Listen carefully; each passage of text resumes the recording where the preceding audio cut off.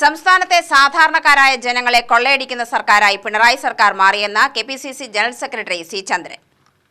Palakkad town south മണ്ഡലം Congress committee നേതൃത്വത്തിൽ village ഓഫീസുകൾക്ക് മുന്നിൽ നടത്തിയ ധർണ ഉദ്ഘാടനം ചെയ്യുകയായിരുന്നു സി ചന്ദ്രൻ. ആശാവർക്കർമാർ അന്നത്തിനു വേണ്ടി പോരാടുമ്പോൾ PSC ചെയർമാനും മെമ്പർമാർക്കും KV തോമസിനും ലക്ഷങ്ങളുടെ യാത്രാ ഭത്യയും നൽകിയ സർക്കാർ നിലപാട് മുഴുവൻ ജനങ്ങളോടുള്ള വെല്ലുവിളിയാണ്. ഭൂനികുതി വർധനവിലൂടെ സാധാരണക്കാരെ ദുരിതത്തിലാഴ്ത്തുകയും ചെയ്തതായും സി ചന്ദ്രൻ പറഞ്ഞു. ഓരോ സാധനങ്ങളുടെ നികുതി അല്പാൽപമായി കൂട്ടുകയാണ്.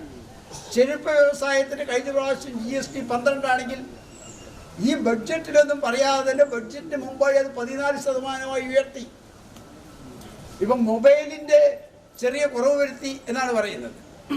സോളാറിന് ചെറിയ ഇളവ് കൊടുത്തു എന്നാണ്.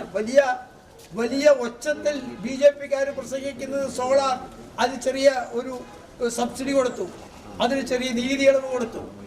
വാർത്താവിനിമയ രംഗത്ത് ചെറിയ മെച്ചമുണ്ടാക്കാൻ മൊബൈൽ മേഖലയിൽ ചെറിയ കുറവുണ്ടാക്കി എന്നൊക്കെ പറയാമെങ്കിൽ പോലും അടിസ്ഥാനപരമായി ജനജീവിതവുമായി ബന്ധപ്പെടുന്ന എല്ലാ കാര്യങ്ങൾക്കും GST മുഖേന വമ്പിച്ച നികുതി വർധനവ് കാലാകാലങ്ങളായി ഒരു executive ഉത്തരവിലൂടെ government നടപ്പാക്കുകയാണ്.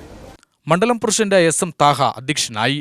Block Congress president CV Satheesh, UCF നിയോജകമണ്ഡലം chairman Sudhakaran Plakkad, Ramesh Puthur, S Xavier, PH Musthafa, V Mohanan, Haridas Machingal, H Mubarak എന്നിവർ പ്രസംഗിച്ചു.